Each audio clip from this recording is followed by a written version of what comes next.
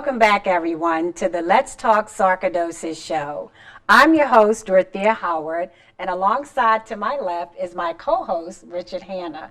How are you today, Rich? I'm doing great. How are you doing today, Dorothea? I'm doing really well. It's hot outside, but we'll take that. Today in the studio, we have a wonderful guest. We have Kamaria Richmond, and she's the Stroke Diva Fabulous show host. So welcome to our show today. Thank you, Dorothea. Thank you, Richard. I'm excited about being on the show today. Absolutely, and what people will find out is that you too suffer from sarcoidosis. Right. So I'm really glad to have you on the show, and we want to get as many questions as we can for you, so you can definitely let our viewers know what you've been going through. Okay. So the first question that I have for you, Kamaria, what were your health challenges before you were being diagnosed with sarcoidosis? Well, 2004, which is when I had the stroke, was a really challenging year.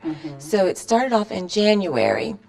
I was in California, and my doctor said, "Oh, you need to get home, right away." And I'm like, "Why?"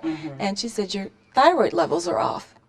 So it started there. And then a couple months later, I was feeling, I didn't have a lot of energy. It was getting kind of hard to walk, and, just all these little different things. You go, what is that? What is that? And it was something going on with my pulmonary area. Okay. And a couple months later, I just got worse. And I had my pulmonary, my rheumatologist, and my dermatologist. Wow, 3 doctors. No one knew exactly what it was, but it was kind of like a big bang when they all said, "Oh, it's sarcoidosis. Oh, it's sarcoidosis. Oh, it's sarcoidosis." Because it had, they thought I had lupus. They thought I had TB, like I couldn't get out of my apartment for like a whole week because I had tuberculosis. Oh my goodness. But all of that was really just sarcoidosis. Right. But as you know, it takes a lot of, you have to rule everything out. Oh, absolutely. That's going on in your body before they can actually say that's what it is. Right. And so it got to a point where I stopped working because I was barely walking, except, just to go to the grocery store or someplace like that.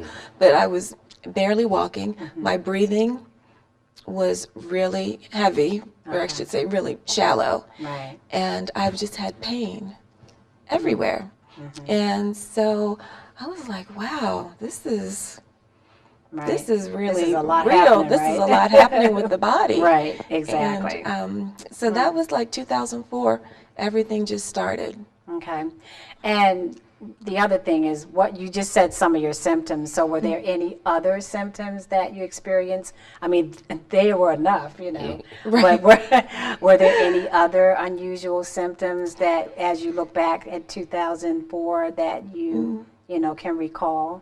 Not that I can recall, but what I did think about a couple years ago, I was having this issue around my eyes, and I was living in Michigan at the time.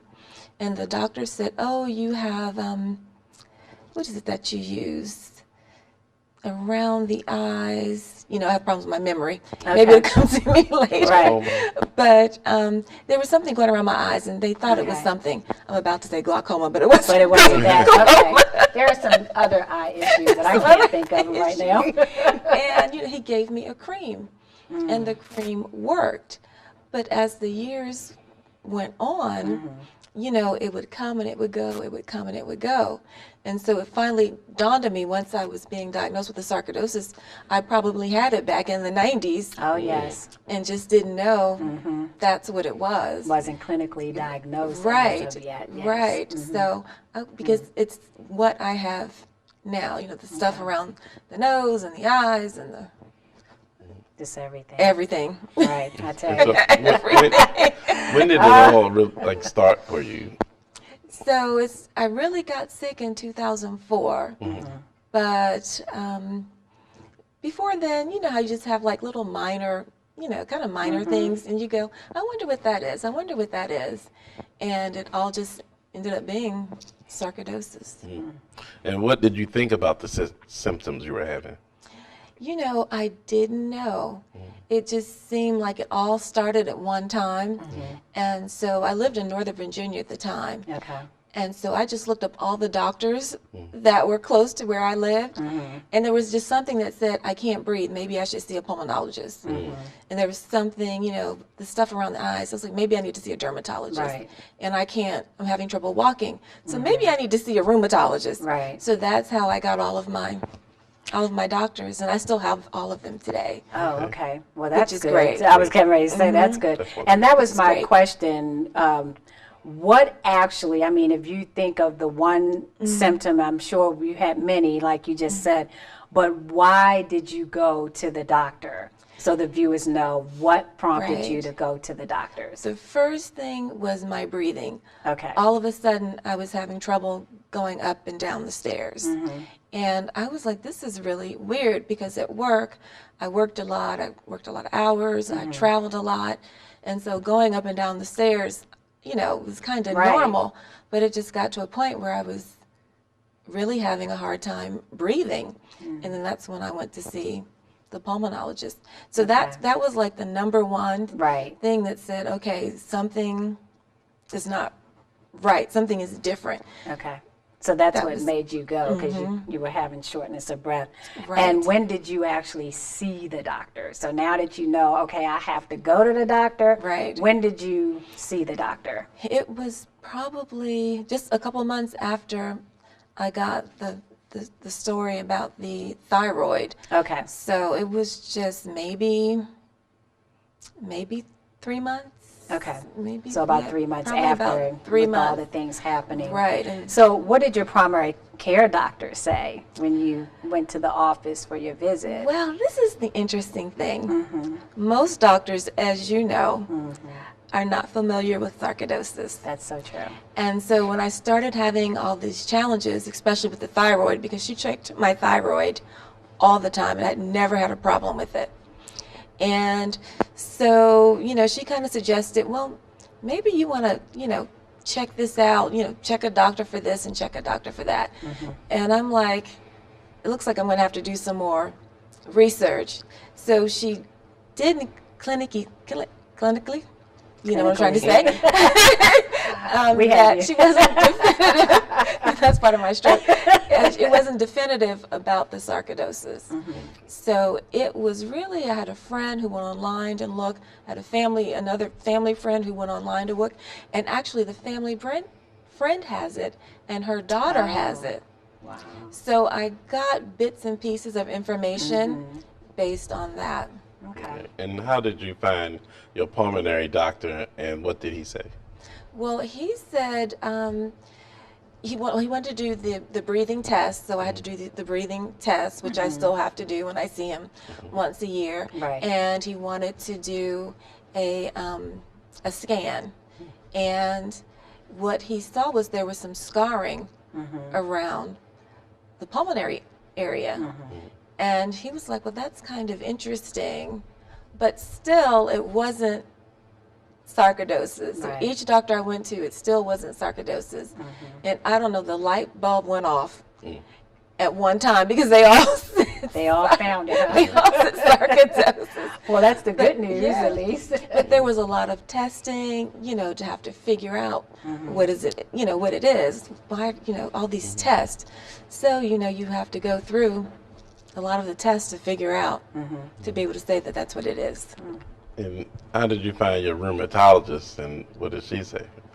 She said, I was having the pain, and again, more testing. She actually had me do like a body scan, Okay. and so she could see that there was something going on with the joint area. Okay. Like when I look at the scan now, like my one side, which from the sarcoidosis, like my right side is larger than my left side, everything. Okay. And so when I looked at the scan, I was like, that does not look normal. Right. So she knew I was having some problems walking, but again, it wasn't, well, maybe about that time she did the scan, maybe she did know by that time Okay. that it was sarcoidosis, but you could clearly see a difference in the scan on which way my body was going. Right.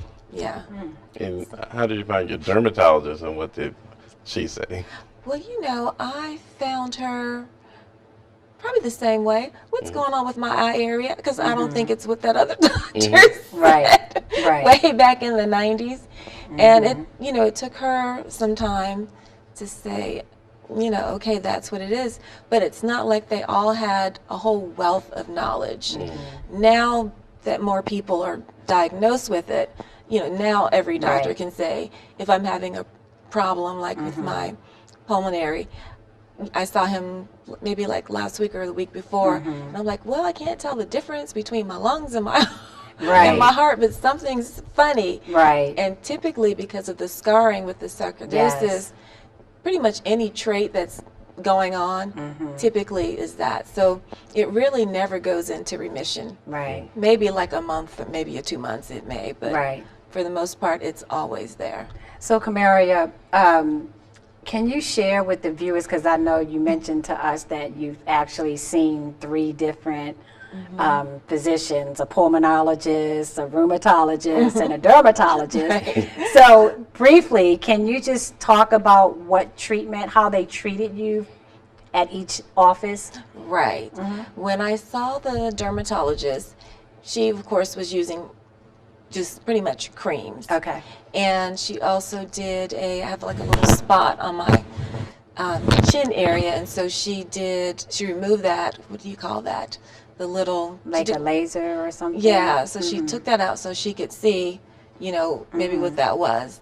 The pulmonary immediately started doing the tests and Okay.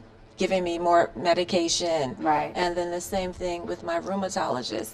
So I had all kinds of different prescriptions for everything. So it was the scans and all of the Right. medication that kind of made it controllable Right. or manageable. Okay. So that was, it was a lot of medication at first. Right, especially with 3 different doctors. Right. And that helps the viewers because at least it lets them know just basically what type of treatments you were offered and Right. what they gave you. So what were your symptoms before you had the stroke? Because that's important for people to Right. know about you having a stroke. Well, the interesting thing is, so I stopped working, I think, in like the late August, and I think I may have worked like another month or 2. And so with the stroke, it seemed like all of my symptoms were like worse. And I'm like, what is going on? And my thing was, well, I'll just stop working. You know, I don't Right. feel well. I'm going to get myself together and then go back to work like in January, which of course never happened. Right. But during, so the time of the stroke, which is in the November, and so between September and November, all of my symptoms were just out of control. And so it was around Thanksgiving, and around Thanksgiving I started having like a headache. Okay. And a couple days later, like the headache was so bad, and I don't normally get headaches. Right. I got up, and you know I'm not a morning person. Okay. I got up at Right. 7 or 8 a.m. to go to the hospital to say, you know, my head is killing me.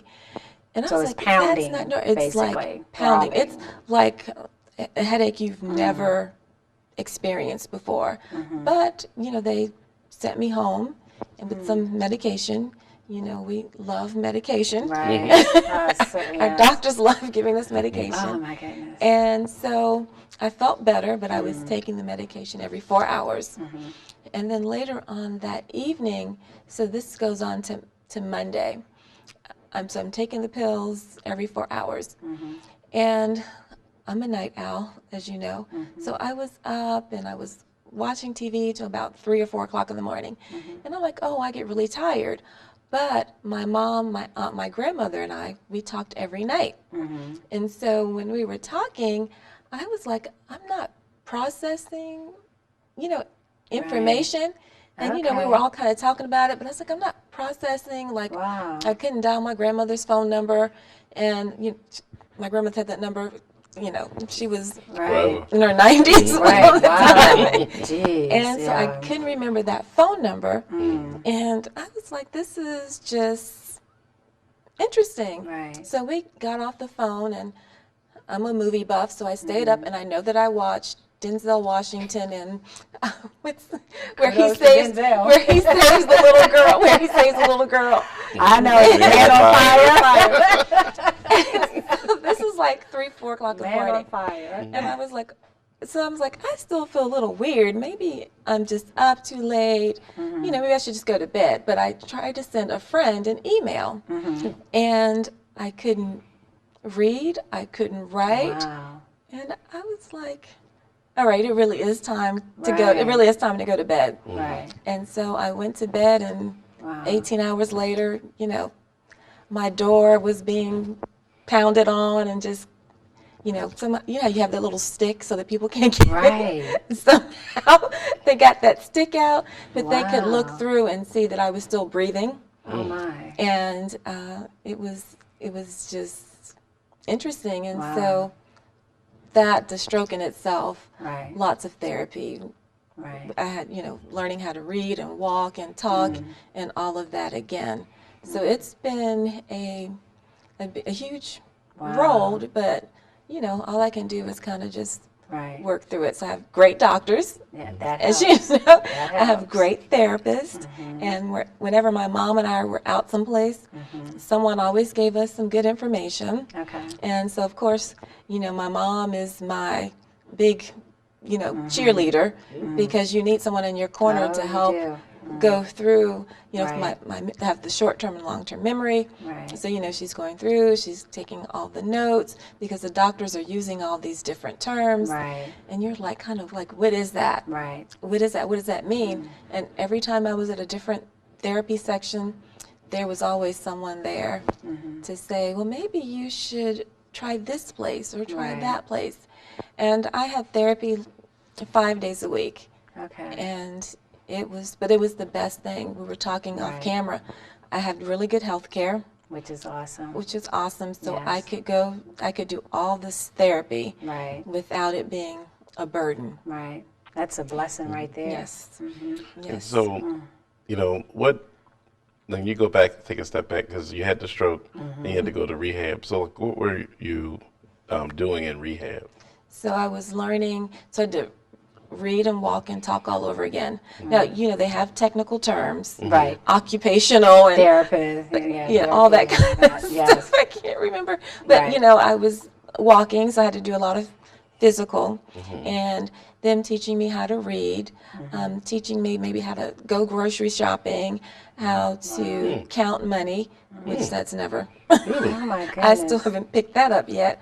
Right. But just the basics, you know, Right. learning how to do my medications. What took me several years to learn how to Really? do my medications myself.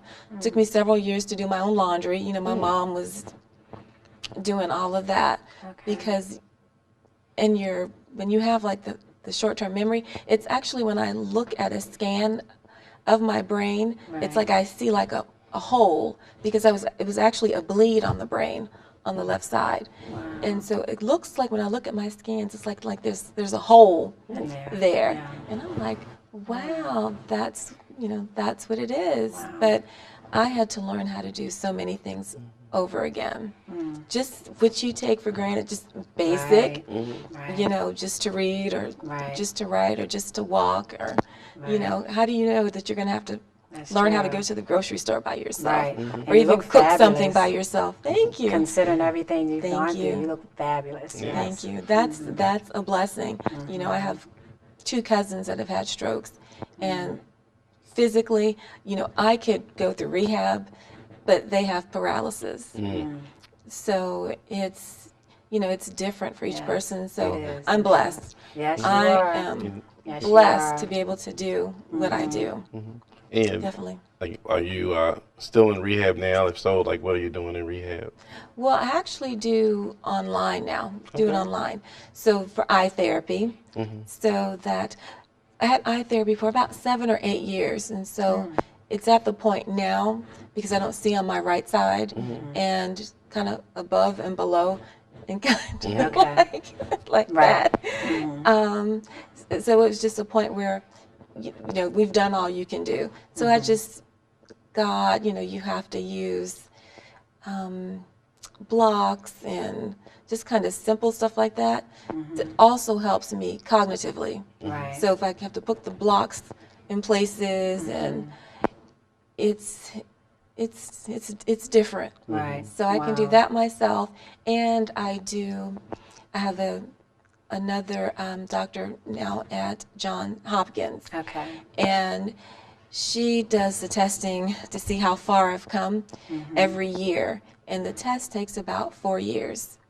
And she's my neurologist, and so this test takes about 4 hours, I should say. Okay. And she tests where I am cognitively, Okay. and so stuff that I couldn't each year, I get better. So Good. stuff that I couldn't do before, whether it was recognizing a color or recognizing a shape or reading or writing something down, it's very intensive to go through that test. And I have her, and then I also have a neuro ophthalmologist. I hope I have that right. That was good. Yes. And he does testing. He does the eye testing pretty much to make sure things haven't gotten too bad. So it's good. I still have all my doctors, one Right. for each person. So I really had two neurologists, Okay. which was great. That is And good. how are you now? I'm good. I'm Well, good. you certainly look good. Yeah, Well, you and can't judge a book by its cover. That's right. yeah, That's right. I started. Haven't finished it, but the one thing that's helping is I've been working with Mr. Brown, Right. who does the award-winning Ed Yes, show. yes, yes. So Mr. Brown interviewed me, and I said, "Well, my major was radio, television, and film. If you need help, I'm limited to what I can do." And he said, "Okay." And so every Wednesday after that, this last year. Okay. So my neurologist was saying that's helping, and doing my radio show, the Stroke Diva Fabulous show, because I'm doing research, I'm Right. finding people and all kinds of interesting stuff like that. The same thing. That's how. the Yeah. same That's thing you how all we do found it. right at your show. And so those are the two most important things Right. that have helped me really get better. So Okay. she's like, keep doing your show and keep That's right. working with Mr. Keep Brown. doing things right. Hi, Right. Mr. Brown. Give a little shout out to Mr. Brown. So, what are you doing now and why? Before we wrap up the show, because we're getting close to the end, can you just tell the viewers now what you're doing now? And Those why? are the big two things: is doing my radio show Right. and doing the television show. Okay. So those are the two big things. And we're talking about a book I started like maybe 2 years ago. That's okay. And so I put some stuff down on paper to, because, like if you share it, everyone gets to know about it. And That's someone right. goes, well, I'm inspired to do that. And someone else. And I had like one speaking engagement a couple years ago, and I was so excited. Well, you should be. I mean, because it helps to to talk get about sarcoidosis helps and to the get the stroke. word out. Yes, yes, Right, helps to right. get the word out. So I would like to do more of that. Right. I would like to do more of that. But Okay. those are the two big things that really keep me going. Well, they're great things. Yeah. You know, they're great Thank things. you. And, what I want to say, because we're getting close to the end of the show, but what people need to realize, you're the prime example, just like we all are. Never judge the book by the cover. Right. Be kind to people, because Right. you don't know what they're going through, and that's the Exactly. message. You can look at a person, but you never know what their struggles are, or Right. what they've actually gone through in the past. So we have to, be kind to people, and there's no such thing as you don't look sick. I When was people just gonna say say that, that to you. it's just a little annoying. Like, you don't look sick. Well, I don't know what sick looks like, Right. but nobody wants to be sick. Right. But before we end the show, is there anything else that you want to say to our viewers? You just made a really good point about people saying, oh, you don't look sick. Right. And the thing is, like you said, you never really know. Right. And something that most people take for granted when you've had a stroke or you have sarcoidosis, it's, you know, you're starting all over. Wow. From like the birth of a baby. Wow. You know, it's a long road. Wow. But I don't think of it as a struggle. I just keep Right. thinking, you know, I'm blessed to do what I do. Right. So just kind of keep moving Well, on. you know, Kamaria, it was a blessing having you on the show. It's a blessing for our viewers to know that, you know, it took you hard work to get where Yes. you are now. Yes. Don't take those small steps and things that we're so used to for Right. granted, because we often do Right. until something terribly happens to someone. Exactly. And you are the prime example that you can do it. And what you've gone through, you're wearing it very well. Thank you. And I'm hoping that you're an inspiration to everyone that's watching, regardless of what type of illness that they have suffered or may be going through. I hope so. So thank you so much for watching our show. And before we end it, let's do a Coach's Corner very quickly. Well, I think that it's important to, you know, one thing, not to look sick, but not to feel sick. And That's right. I would Yes. say that, Yes. you know, that you have plenty of things that people are dealing with mentally. Mm-hmm. The one thing, if you didn't hear Kamaria talk about, she was worrying about other things outside of just getting healthy. Mm-hmm. So, you know, if you're working, you want to definitely review your financial situation. You want to make sure that you Yes. have your insurances in place. You want to make sure all Yes. those things that will hire a professional to help you make sure all of your Yes. paperwork is in place. Mm-hmm. You never know that day you could be watching the movie and then you can't see. That's Or right. you can't make it to the Absolutely. door. That's You know, right. or something like that just starts it off. And so anybody watching this, please contact someone. If you don't have someone, contact myself, you know, and make sure you have everything in order, because you never know the day that Just something never happens. know. So I want to thank you all too. This has just been No problem. been wonderful. I mean, we're Thank excited you. that you came on and took the time out of your schedule. And, you know, for those who are watching, thank you so much. I want you to stay positive. Looking at Kamaria, you got to stay positive, because, you know, blessings are there, and Yes. we all have blessings. Yes. Whether some people want to recognize their blessings or not, but we're all blessed in some kind of way. Exactly. And on that note, we all have sarcoidosis, but But sarcoidosis does not have us. And you're looking at it. Until Exactly. next time, stay positive, be blessed, and tell a friend about sarcoidosis. Yes. Thank you.